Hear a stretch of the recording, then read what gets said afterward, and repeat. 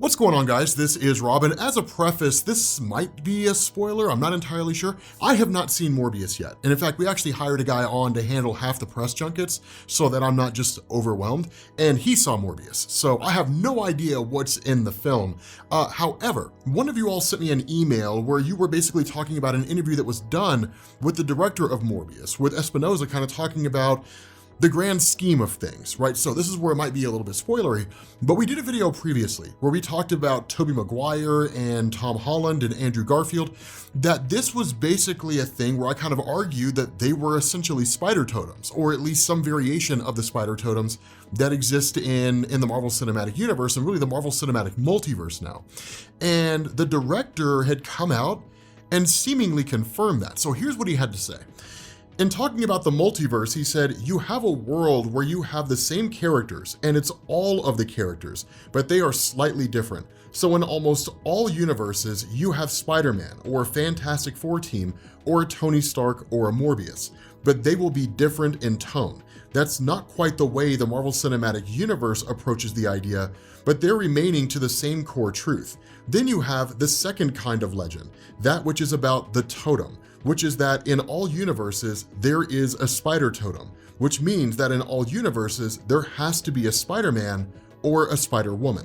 Now, I don't know exactly what this means outside of the totems. The ongoing theory based on that interview that's circulating around out there is that the Spider-Man that we see in the Morbius film is not a Spider-Man we've seen before. It's not Tom Holland, it's not Andrew Garfield, and it's not Tobey Maguire. That it's a fourth live action Spider-Man, and things are just kind of unfolding there, right? That in effect, Morbius is a movie that's part of the multiverse. It has all the characters that we know, but it's a different universe version of those characters. So it's kind of interesting, right? And it kind of makes sense to a degree that when you look at Michael Keaton as the Vulture, as Adrian Toomes, if it really is just an alternate reality version of these characters, then that really explains how it is that you could have Michael Keaton playing Adrian Toomes in a Morbius universe that's not in the same universe as the Tom Holland Spider-Man films. Now, having said that, the totems is really the more interesting thing, because as we said in that previous video, and as we're gonna say here, the totems would really build up to something bigger, especially the idea of Null. More so than that, if they wanted to do the Inheritors, if they wanted to bring in those different iterations of the villains that basically travel around and consume anybody related to the totemic aspect of superpowers.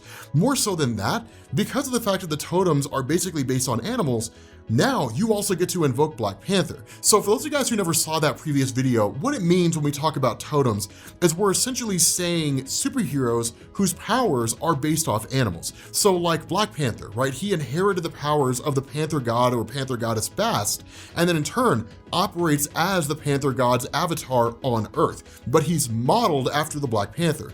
Black Panther's an animal, therefore he is the earthly avatar of the Black Panther totem. With Spider-Man, which is really where a bulk of the totemic discussion comes from, that Peter got his powers from a radioactive spider. And as a result of that, he represents the spider on the animal kingdom totem of different animals, right? That kind of a thing. The reason why Spider-Man is really the bulk of the discussion when it comes to totems is because that's where it originated from. And that based on that, that's where the Inheritors were always tracking down spiders. There was a point where Merlin, who is one of the Inheritors, had actually tracked down Black Panther and tried to kill him. Didn't work, and that ultimately he was defeated. But the important thing here is that it brings in a much bigger picture. More so than that, it really unites everything in a very elegant and a very simple way.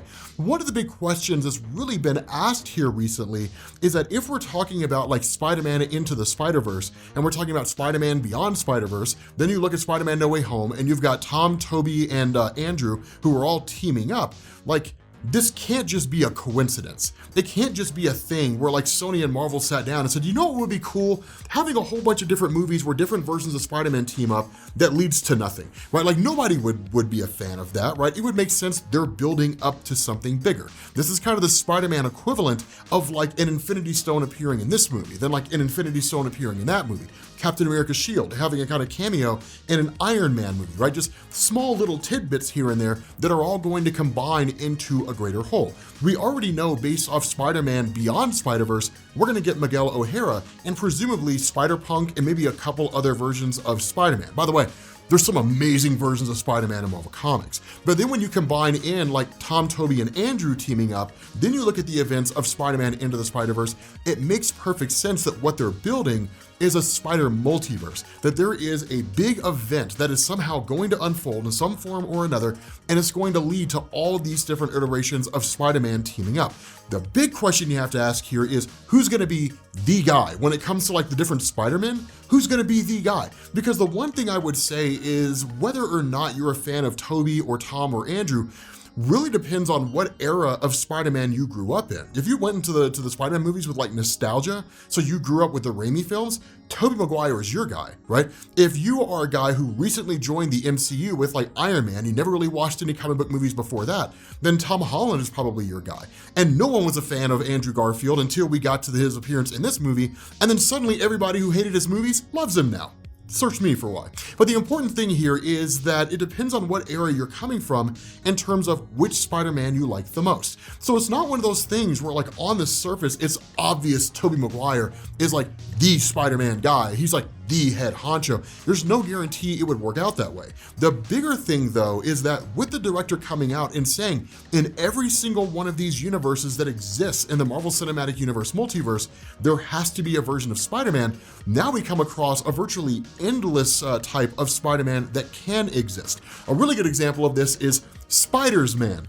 Literally a man made of spiders. It's weird. It's kind of creepy. I'm pretty sure we covered him in Spider-Verse over at Comics Explained, but it's just one of those different iterations that exist out there. There is also my personal favorite, who is Superior Spider-Man. I've loved Superior Spider-Man. I can't wait to see Superior Spider-Man in the Marvel Cinematic Universe. The beauty of this is that if the Morbius film really does include a version of Spider-Man who's just there, and it's its own version of Spider-Man that is not tied to any of the other projects in movies that we've seen before, then this would largely confirm what we already know, which is at this point, we don't need the origin of a Spider-Man in an alternate reality. That if he is in that film, and if somewhere along the line, Jared Leto's Michael Morbius faces off against that version of Spider-Man, we don't really need to know the specifics, right? We don't need to know how that Spider-Man became Spider-Man. It could just kind of be left to us. Okay, so either Uncle Ben died or Aunt May died. Whatever it was, he was probably bitten by a radioactive spider and that was it. I mean, they would probably give us how he got his powers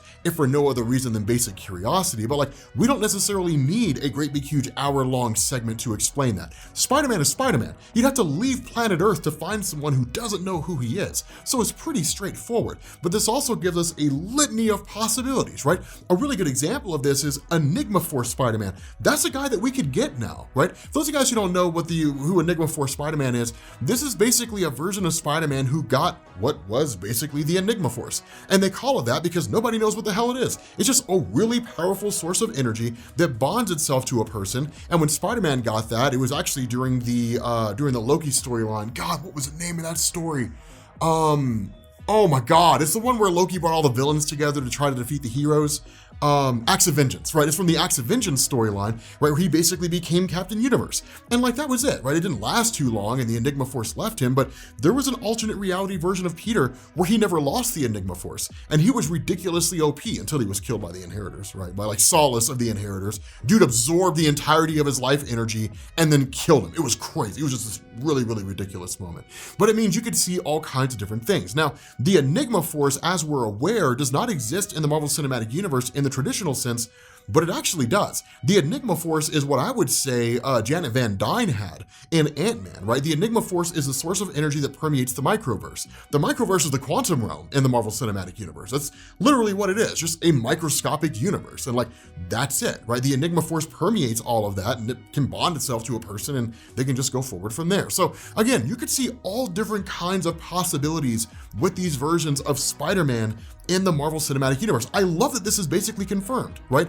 That like in every single one of these universes out there in the multiverse, there is a version of Spider-Man or Spider-Woman, right? They are totems. It's inarguable. Now, what role they play as totems, that's where things will start to get interesting, because it's one thing to be a spider totem, it's another to be the scion or the other, right? Or something along those lines, right? The bride in the case of some version of Spider-Woman out there, maybe Cindy Moon, maybe Spider-Gwen, maybe somebody else, else, who knows, right? We won't really know until the whole thing drops, until they reveal that to us. But I'm just saying, there's great possibilities here, and there's a lot that can come out of this. Now, again, I haven't seen Morbius, so I don't really know exactly what it is he's referencing, if there's anything on the nose, right? If there's a point where like there's a post-credit scene with Null or the Inheritors or anything along those lines, I have no clue, right? I'm gonna go see the movie in theaters just like everybody else, and I'm excited to see the review when the film, or to do the review when the film comes out. But regardless, these are the kind of things that we're dealing with here, right? So it's effectively confirmed by the director, and so at this point, your imagination is really the limit in terms of what kind of Spider-Man and Spider-Woman you can see. So for those of you guys who are familiar with the Marvel Cinematic Universe, I know all of you guys are, right? If you could pick, or you could have one variation of Spider-Man, right? One variant of Spider-Man, what would it be? And it's your imagination, right? So like Spider-Man who became Captain America, right? So who basically received the super soldier serum and then was bitten by a radioactive spider later on, a version of Spider-Man who replaced Iron Man. So instead of Tony Stark bringing on James Rhodes as War Machine, it was Peter Parker, right? Like what kind of version would you want to see, right? Let your imagination run wild in the comments, because I would absolutely love to see what you all come up with. But with that being said, we're going to bring this to an end. Thank you all for watching, and I will catch you all later. Peace.